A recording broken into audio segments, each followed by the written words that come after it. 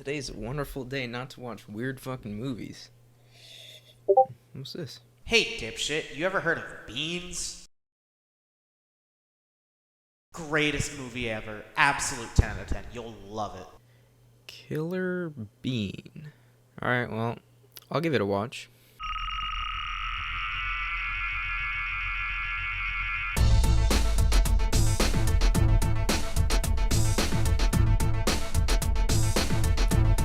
I can't stop.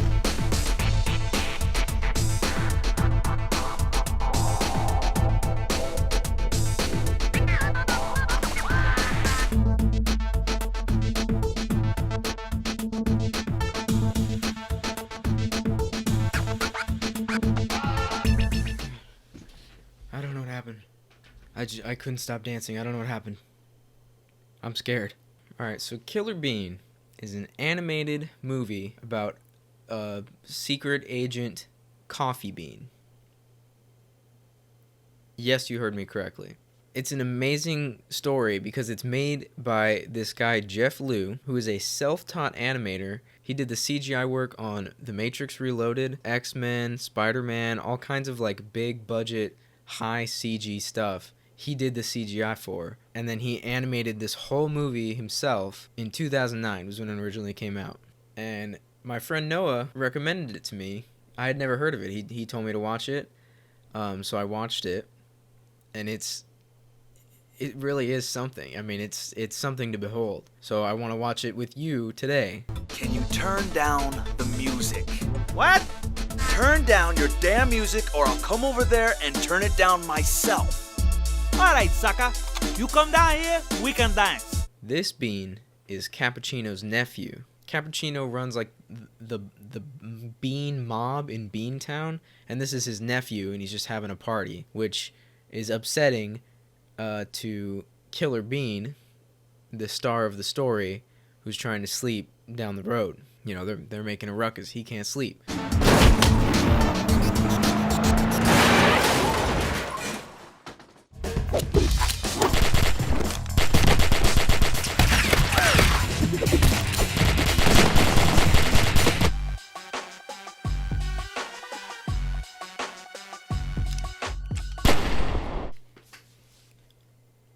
I bet you expected Killer Bean to be some awesome hero. He just murdered a bunch of people for making too much noise. Ever heard of a noise complaint? So the next scene we get introduces Detective Cromwell. He meets up with the reporting officer, the first reporting officer, so that they can investigate the warehouse because there was shots fired that somebody reported shots fired.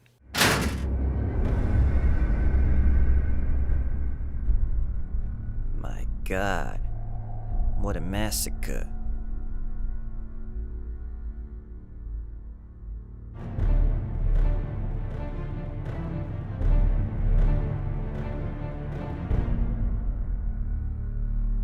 Alright, so they find the bullet casings when they're investigating the warehouse, and they say, property of Killer Bean. I mean, that's just the stupidest thing you could do if you're going to commit a crime like that. Like, why do something illegal and just leave a bunch of evidence, like, with your name on it? That'd be like if you robbed a bank and you left all kinds of DNA and information about yourself so that the police could just find you and arrest you immediately. Alright, lady, put the money in the bag. Oh, I'm sorry, I didn't introduce myself. My name's Matthew. Matthew James Parker. I'm Deborah. Nice to meet you, Deborah. So while I'm here, let me just give you my ID and my social security number, the license plate for the getaway car that I'm driving, maybe a couple phone numbers, a couple contact numbers, my email, anything that you might need so you can get a hold of me. And you know what, I might as well just leave some DNA and maybe some fingerprints, and oh, while I'm at it, let me just call this police for you. Hello, police? Yeah, I'm robbing this bank right now. The one on 8th and Maple? Right, and I live at 124 Oak Street, so you can meet me there after. Okay, great. Bye. Yeah, so I'm gonna head out before the cops show up so I can make a run for it. You know how it is. Peace out. Okay, bye. It was great meeting you, Deborah. Killer Bean.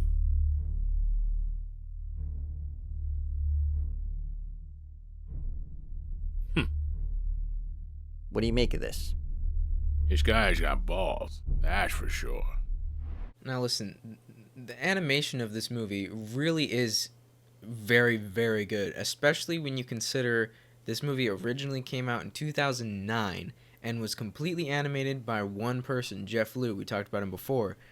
I mean, this movie came out the same year as Ice Age, Up, Cloudy with a Chance of Meatballs, the first one, Monsters vs. Aliens, all these movies the same year that this movie was released originally. And it looks as good, if not better, than all of those titles.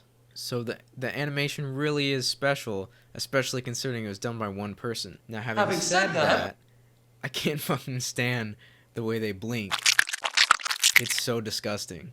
So now our detective Cromwell and the officer meet up with Vagan, who is like the bodyguard / like arms dealer guy for Cappuccino, the mob guy, and he's here to see what happened at the warehouse because of course he hears that a bunch of Cappuccino's men and his nephew got killed. Vagan, Detective Cromwell. Can a bean protect his own property anymore?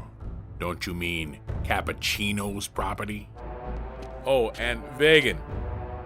Yeah. Looks like I'm not the only one after your boss.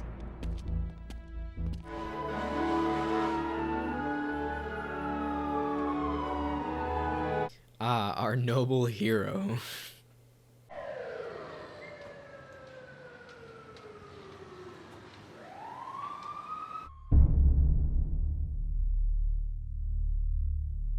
Now, Mr. Bean, Killer Bean, can I call you Killer? Killer, listen, what are you doing shoving a giant sniper rifle out of a window pointed at a detective when there are news crews and a bunch of police officers not only standing in that area, but looking around towards where you are? I don't understand how nobody sees the sniper rifle sticking out of the window. This is two bad criminal mistakes that we've seen Killer Bean make so far, and we're 13 minutes into the movie. Clearly, I don't know anything about being a criminal. I mean, right. This is Killer Bean. Killer Bean, what the hell are you doing? Might I remind you what your mission is? You were given specific orders to hunt down and eliminate the target. No one else. I killed a bunch of gangsters. I'm sure the Beantown police are a lot happier without them. And you are not working for the Beantown police. You are working for us. Yeah, I know what the mission is. Then stick to it. Don't be so reckless, Killer Bean. Reckless my brown bean ass. So here we can see that Killer Bean is kind of not necessarily rogue, but he likes to go his own path, and he's got a little bit of a conflict with his employers. So now we're introduced to Jet Bean. Another quick question I have, a lot of these characters, their name is like Killer Bean, Jet Bean, Cappuccino Bean. Are they all related because they're all beans? Jet Bean, you have been activated for an urgent mission in Beantown. Aside from being epic and very cool, Jet Bean doesn't really come up until later in the movie, so we'll talk about him then. Looking at the figures from our previous fiscal year, narcotic sales have dropped 57%. Compare this to the 300% growth from our weapons department. It is time to lay off a few beans! Oh! This is one of my favorite scenes in the whole movie. Just like even just the premise, the idea of having like a mobster business meeting in like a boardroom where he's getting specific with the statistics of the profits and revenue rates for each of his sectors. I just think it's so funny. And then even more the like intimidation and the whole batting thing. This is easily top 10 animated scenes of all time. Put that on your Watch Mojo list. Vagan breaks the news to Cappuccino about his nephew and all the people from the warehouse, and he's obviously pretty upset. He says that he wants Killer Bean dead. So Detective Cromwell does some more investigative work. They figure out that the tire tread has to be from a high-performance vehicle, and they discover the reason Killer Bean decides to use gold weapons and bullets. In my 15 years with Special Forces, I've never seen gold used in any weapon. But for practical purposes, gold is a very soft metal, so the bullets expand and deform on high impact. They make little holes on the way in and big holes on the way out. And they are much harder to match to ballistic signatures. That makes them relatively untraceable. So now we see Killer Bean go for another raid on another one of Cappuccino's warehouses, but he opens it up to find that it's empty and then engages in like a weird sniper battle against Vegan, but Vegan's on another rooftop with an actual sniper, and Killer Bean just has his 2 pistols. So, I mean, I know this is a movie about Secret Agent Coffee Beans, but like, that doesn't make sense. That's not realistic at all, and I'm very upset about it. Vegan gets away and Killer Bean heads into a bar across the street, and we get to see that the note read, "Shadow Bean, you are too late." That's the problem. Everybody's last name is Bean. Nothing makes sense. Everybody's related. Who's Shadow Bean? Detective Cromwell goes to scope out the same warehouse that Killer Bean just tried to hit, finds out that it's empty, sees the luxury car, high-performance vehicle across the street, and heads into the bar knowing that Killer Bean is there.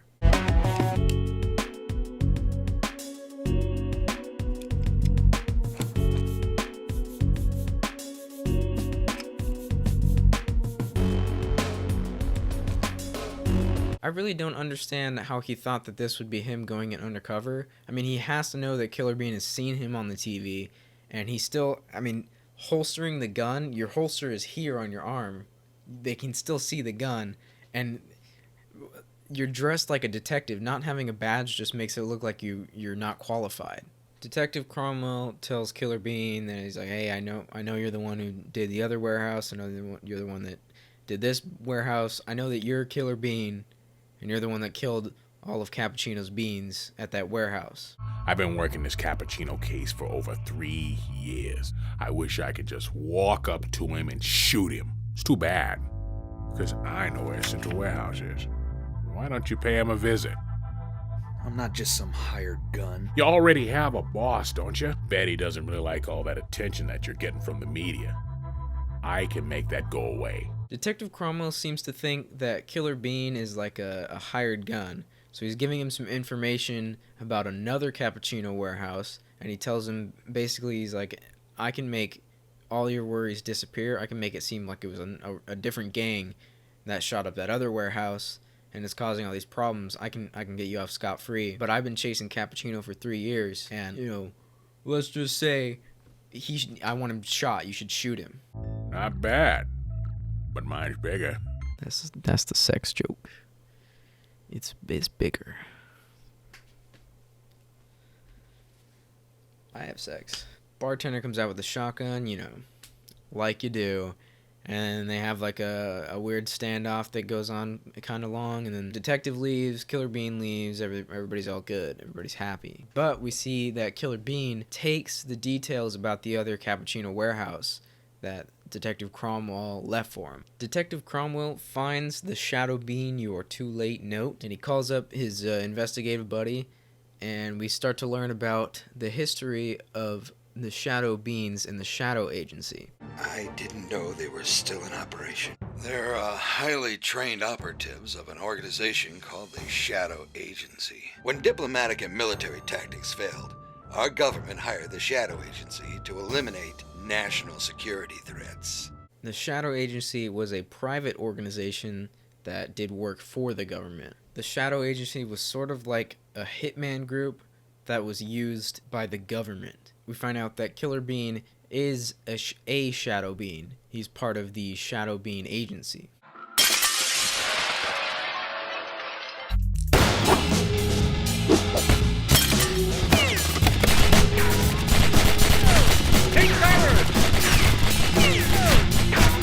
These like fight scenes and action scenes in this movie really are incredible, but it's made so hilariously funny by the ragdoll physics every time somebody dies or like gets hit.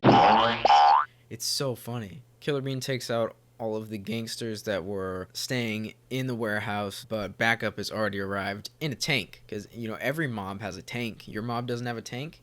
You have a mob? You made short work of these beans. Don't expect the same fight from us.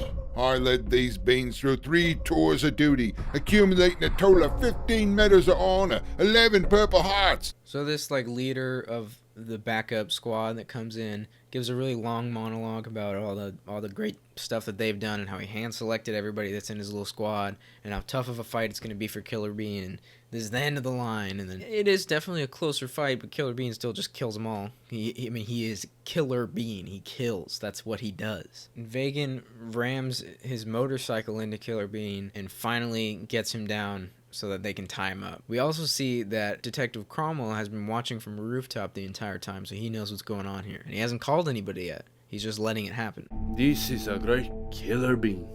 What do you want from me? I think you owe me an explanation. What? You expect me to just blurt it all out? Kill this Bean. He's wasting my time. Killer Bean finally trapped. He's finally caught. He's getting interrogated by Cappuccino.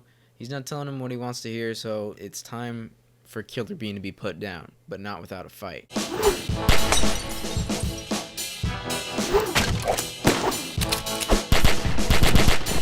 Finally. I need backup. I'm at 43rd and Main Street. So Detective Cromwell was waiting for Killer Bean to have the opportunity to kill Cappuccino before he was going to call in his reinforcements and the actual Beantown police, because all he wants is Cappuccino dead. Hate to burst your bubble, Cappuccino, but I'm not here to kill you. What? I'm here to kill him. Oh, by the way, Vagan? You're fired! Now we find out that Vagan is actually a former Shadow Bean who went by the name of Dark Bean. Vagan, that's a really stupid name. Vagan is way better than Dark Bean. You made the right decision. I mean, if you decided because they were calling you Dark Bean, I can't blame. That's a really good. I cannot blame you for that choice. That was a smart move. Who left and kind of, went rogue and took a bunch of information because he didn't like what the Shadow Agency was trying to do. And Killer Bean is not the first bean that they've sent after Vagan to kill him, because they know it's a suicide mission. So they send Killer Bean because they want him dead too. They see the same thing in him that they saw in Dark Bean way back when. They know it's only a matter of time before you find out the truth about them. It's smarter for them to defuse you now, before you become a bigger problem. They want us both dead, and we're hard to kill.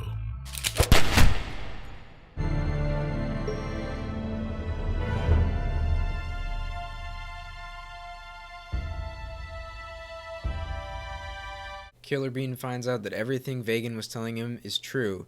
He really was sent to die. He's kind of taking the place of Vagan, where he's a former Shadow Bean that they're sending beans after him to kill him. And we find out that that's why Jet Bean was sent to Beantown. Killer Bean's trying to come to terms with everything that he learned in even just that 10 minutes there. So he agrees to go with the Beantown police and stay in the jail at least for a night. And we get the most epic fight scene you will ever see between two coffee beans.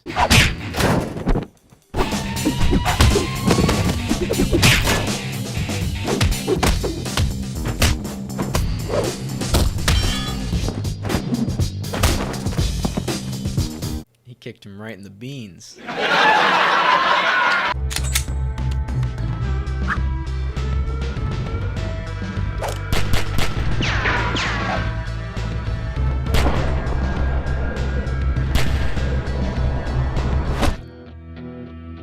This will do.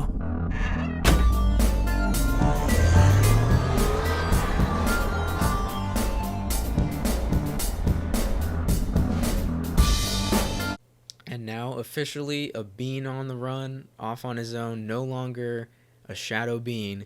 Killer Bean rides off into the night. The whole story behind this movie really is fascinating to me, because this is Killer Bean Forever, and it's not the first Killer Bean movie. It started with The Killer Bean, which is like an original animation from 1996, also by Jeff Liu, followed by The Killer Bean 2, The Party, which sort of is just the beginning of what we see in Killer Bean Forever, the loud party and him killing a bunch of people, which was released in 2000. And then we have Killer Bean Forever in 2009. And I know you're thinking, Killer Bean Forever kind of ended on, it's sort of open-ended. Anything can happen from here.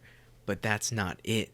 After the movie blew up again on YouTube, Jeff Liu announced that he was going to have a 10-part sequel series called Killer Bean Returns that was going to come in 2020, this year. And just as I'm starting to make this video, he just recently tweeted that he's 99% done with the return of Killer Bean. Now is the perfect time to get into the Killer Bean franchise and get started watching the movie. It's free on YouTube. Go watch it right now. Probably could have watched it before this video. It might have made the video make more sense. But you need to get into Killer Bean if you haven't already. But yeah, I love Killer Bean, and now you do too. So thank you for watching. You should go watch Killer Bean now and get ready.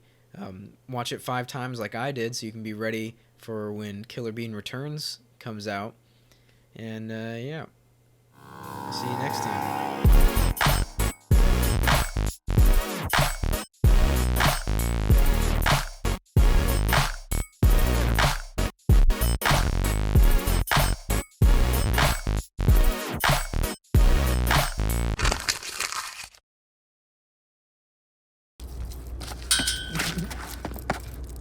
Oh my god, he's dead.